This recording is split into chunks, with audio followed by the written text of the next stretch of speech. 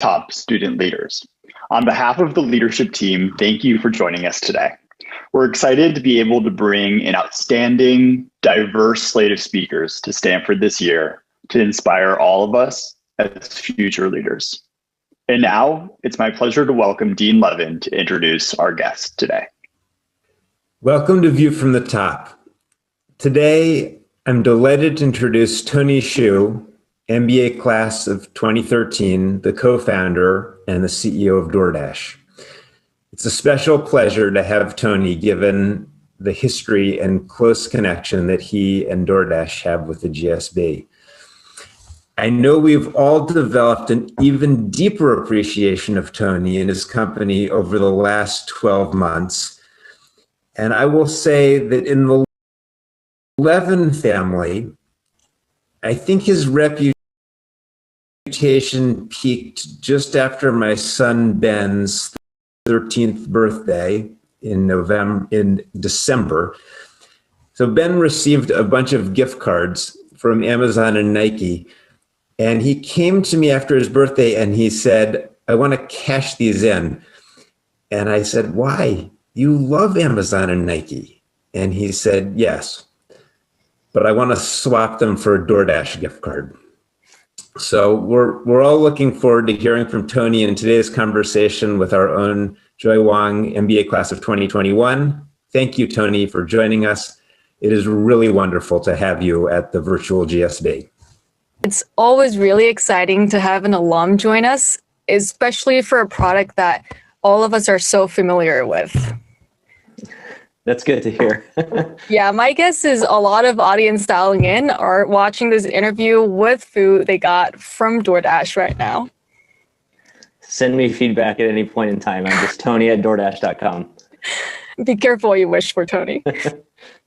I know people are probably really eager to hear about all the lessons you learned from the GSB. So this might come as a bit of a surprise for some of the MBA students, but you once said that more things growing up as a kid prepare you to start a business than anything else.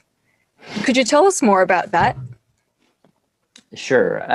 I think it's really hard to, follow maybe a curricula or some, prescribed set of steps to do something that has very high variance. Obviously, when we started the company out of my apartment off campus, we weren't thinking about what DoorDash would look like 7, 8 years later.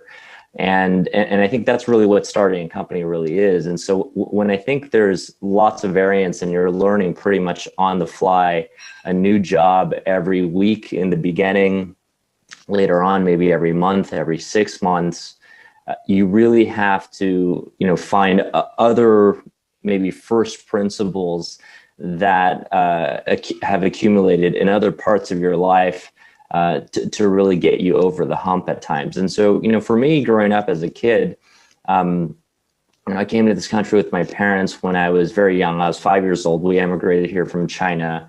Mom and dad really came here to make a better life for me. And for dad, that meant going to school, getting his PhD, and working a job actually at a restaurant on campus at the University of Illinois. For my mom, it meant working 3 jobs a day for the first 12 years of her journey here. And so I didn't see them that often. And so most of my time was pretty unstructured. And I think as a result, that unstructured time was what was able to, obviously I wasn't thinking about becoming an entrepreneur when I was 5 years old, nor did I ever think what would happen from my unstructured time. But I think some of the benefits really came from trialing a bunch of new things. And I think that it's that time that really, taught me a lot of lessons about how do you learn things for the first time. For me, that meant language. That meant, earning income to buy Nintendo. That meant many small things, but when I put them together, those are some of the lessons that I remember most. You mentioned that your family moved from China to Illinois when you were young, and little did you know you would soon move again, this time from Illinois to San Jose. And when you got to San Jose, one of your teachers told you that you were 2 years behind your class. And in response, you said that you would become the valedictorian of your class, which you did. What was going through your mind when you said that to your teacher? I don't know what probably went through my head. Obviously, I wasn't thinking that clearly when that comment came out, because in some ways he absolutely was right. I was behind. I grew up in a community in Illinois that prioritized other things beyond the classroom. A lot of it was in sports, and that taught me a lot. Playing basketball, for instance, was really how one of the main ways in which I learned English. But when I came to San Jose in high school, or to finish high school, I really was in a world of culture shock. The Bay Area, I later found out, is a very competitive area, especially in the classroom. And the school I went to, I think students were studying, all the time during the school day, after hours. I had not really done my homework prior, when I was growing up. So I was, I probably didn't have the model preparation for coming into school. But I think one thing that I've always really believed about, both my family as well as, many of the different moves I've made as a kid, because I moved a lot, actually, even when I was in Illinois, different schools, things like this, it is really that I had gained confidence even by then that I could survive in new environments. Whether that meant making friends, whether it meant becoming a chameleon and learning maybe what it was that was, I guess, important to that community. And so I had confidence that even though I didn't really study, versus some of my peers at that time, that if I kind of really put my mind to it and maybe took all the attention I used to spend, maybe playing sports, but putting it towards the classroom, that I could actually be successful. So that's probably what I was thinking. I doubt any of that, was what was in my mind when the comments slipped out. But it, ultimately it worked out. It's truly impressive to see that you took a lot of what other people might see as obstacles in stride, and then built this drive that we will also see in the story of how you created DoorDash.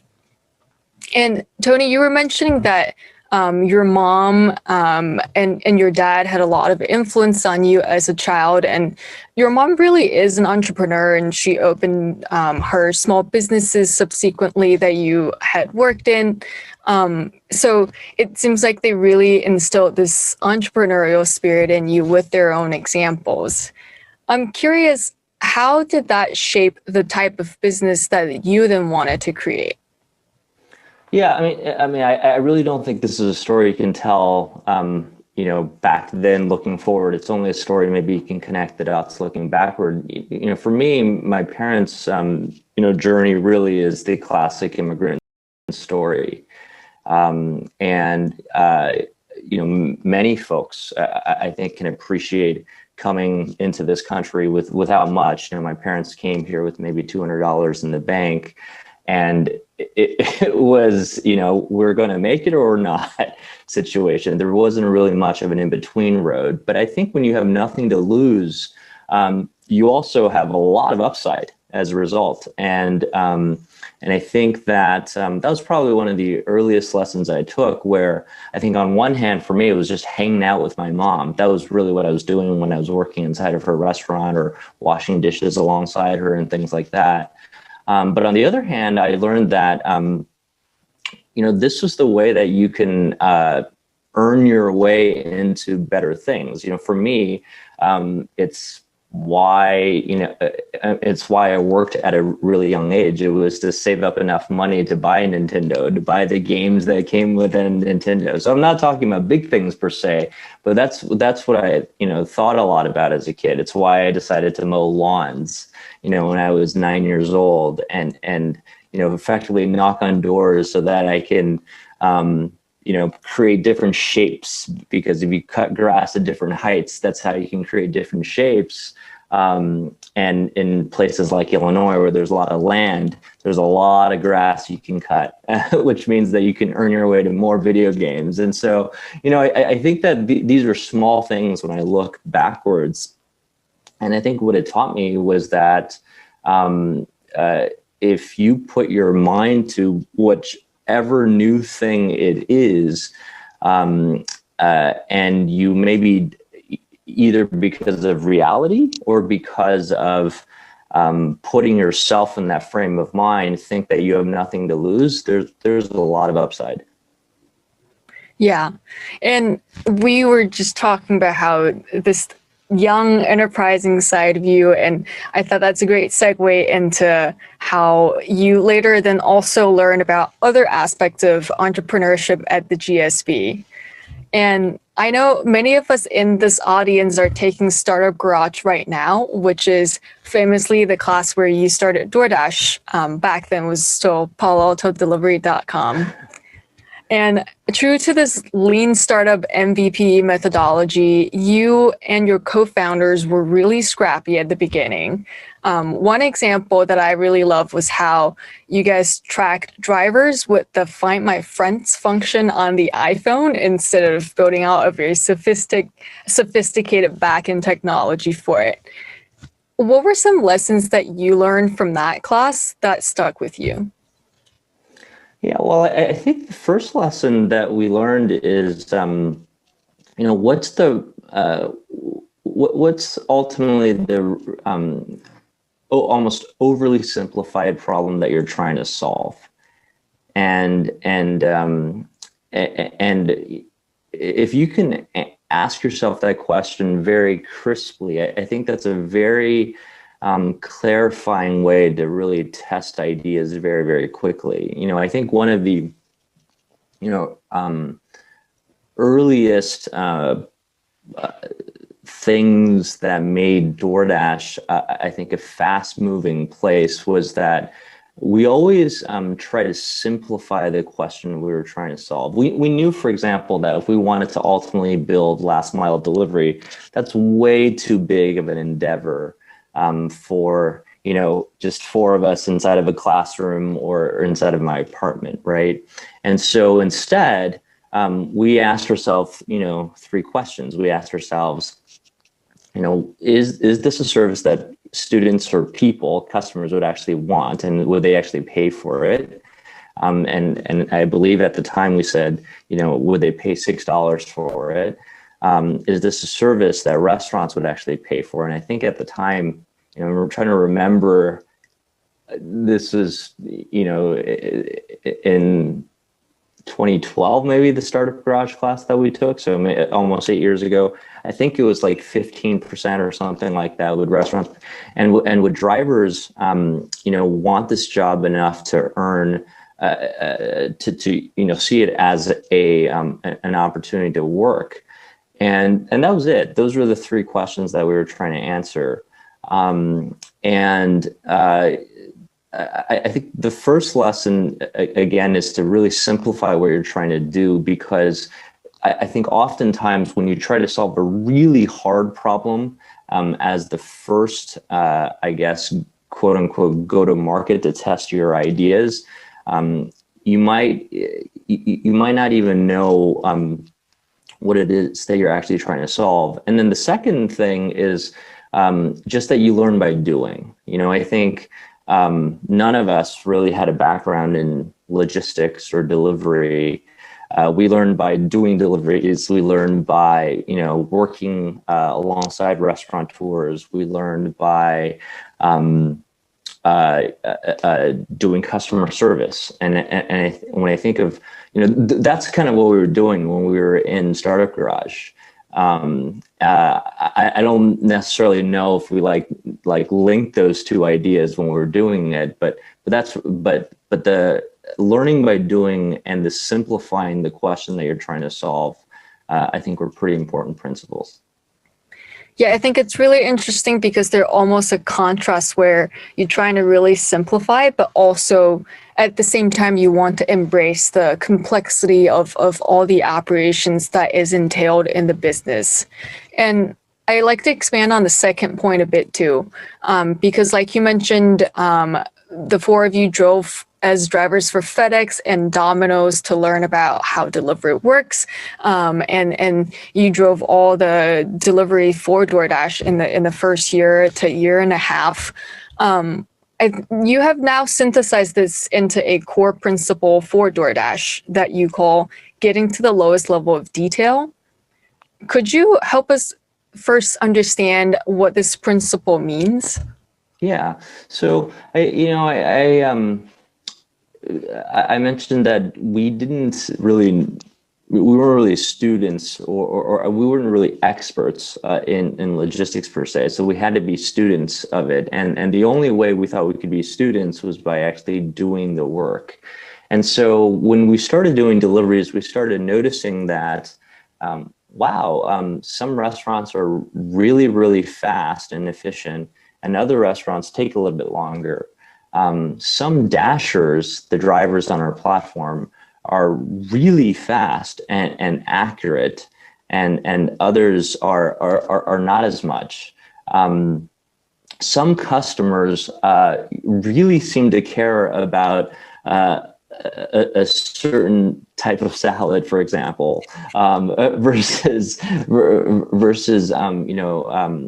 what others may just consider to be a mundane meal, and you start realizing that to bring something to you, something especially that perishes in minutes, whether it's ice cream melting or pizzas getting cold, and doing that over and over again consistently, because this is something that you don't really get any points for the first set of deliveries that you got right. If you got the current one wrong, that tends to be what customers remember. There's a lot of steps. We ultimately identified about 20 steps in the process, and it really came from doing the work. And when problems arose, classic asking 5 whys, analysis to get to the lowest branch of what the actual problem is. Because most of the time, what we realized was, in something that seems as quote unquote easy or mundane as delivery, if you're at the surface level, you're never going to actually realize what the problems are. They're always hidden somewhere. Maybe a restaurant is, delayed one day actually because someone didn't show up to work, but you never would guess that if you're just looking at the data of how long it takes them to prepare something, for example. That would never probably register on your dashboard. So operating at the lowest level of detail is pretty much trying to find your way to the right problem. And it almost never is at the surface. That's really interesting insight. And I'm curious, once you have learned this, how do you then impart this on the employees and to make sure that this principle actually makes the company more successful?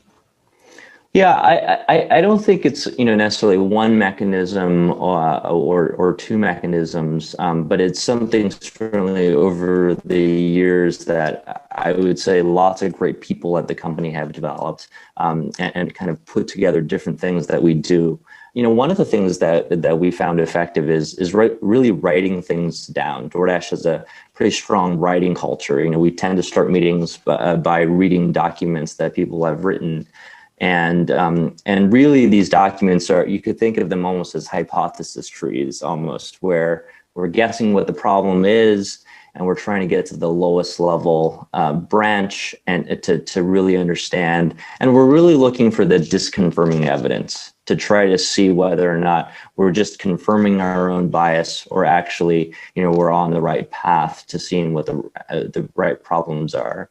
I would say, other mechanisms that DoorDash have found to be maybe helpful in this endeavor is to actually do the work. So this is why, for instance, we have everyone at the company do deliveries once a month, or do customer service once a month. I do customer service actually every day, because sometimes it's really hard just looking at the data to get to the digging. And when we find that the data, I guess, conflict with what customers are saying, that it just probably means we're missing something. We're missing the measurement of something. That's most of the time what is actually happening. And so it just teaches us how to, improve our audit mechanisms and our measurement methods. And so, I don't think there's a silver bullet here. I think it's a maniacal focus on making sure that we can work the inputs to each one of these branches. And that's really, I think, the spirit of how DoorDash operates. Yeah, that's a really great insight, because it's something that's seemingly unscalable on the surface, but it actually has been one thing that's crucial to the way DoorDash has been successful. Yeah, and I think over time, you find that there are certain patterns that you can actually, build products for, or build tools to automate. But I think if you started that way, it'd be really, really difficult, because most likely you'd be automating something that doesn't even exist.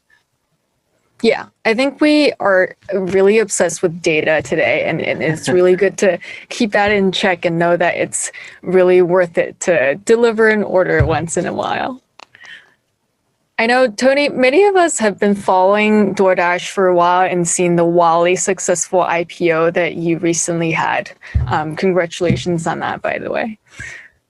Thanks. Big team effort. I think sometimes we forget that DoorDash wasn't always a sure bet. And in fact, the company almost ran out of money by the end of 2017. So if you could take us back with you to that moment, the investors have soured on the delivery space, and you had spent 6 months trying to get a lead investor for the next round, and all you heard was no. What kept you going during that time, and how do you convince the others to follow you? Yeah, I think, again, there isn't a silver bullet, and you're right. DoorDash had many ups and downs, and we still do. I don't think the journey to solving some of the problems we want to solve of transforming every brick and mortar business, for example, is going to happen overnight, and you're undoubtedly going to get your doubters along the way. And so, when I think back on some of our toughest years, I think the first is actually it really centered around this value at the company in which we call truth seeking. And at the company, we tend to like to say, bring your data and your insights, but not necessarily your opinions. And when we looked at what was happening with the company, the data and the insights would suggest that we had a very healthy company, and that the products that we had been building were very differentiated and industry leading. Now, on the flip side, you're right. A business like DoorDash requires quite a lot of capital in order to scale. And, we were effectively operating a portfolio of markets, some of which were the majority of which were younger, and therefore not yet profitable. And so that's why we needed capital. And I think because of the transparency that we had for many years, even prior to the difficult moments that DoorDash had, I think people in the company knew that there was a disconnect between, what was actually happening with our customers and the growth of the business, and maybe what some outsiders had written about us or thought about us. I think that was important. I think just being transparent with information, which was something that happened far before I think we had difficult moments than when the difficult moments inevitably came. And then I think the second thing was, there isn't anything you can fully do to control this. In terms of what external, validation or lack thereof, hits you. But for us, it was this value of, choosing optimism and building a plan.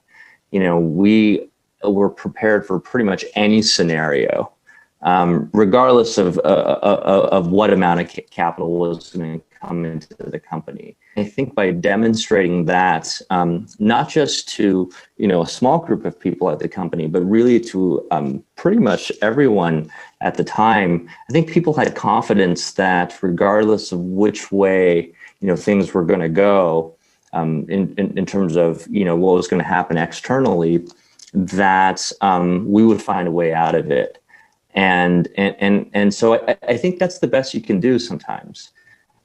Because you don't get to control everything when you're not yet profitable as a company, and so I think the second best thing when you don't have full control is that you plan for the variance, and whether that's up variance or down variance, you should be prepared.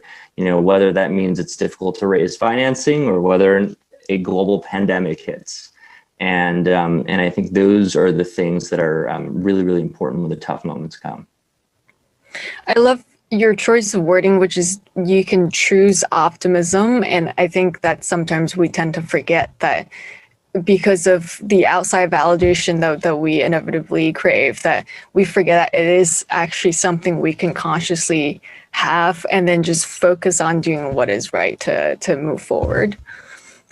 Yeah, I think it goes both ways, right? And when things are going really, really well, you should also make sure you're truth seeking, because you're never as good or as bad as people say you are. And I think that, maybe the customer information is probably the most telling, but even that sometimes, can be swayed by macro events like a pandemic, for example. So I think it's really important to be intellectually honest. And I think if you can do that,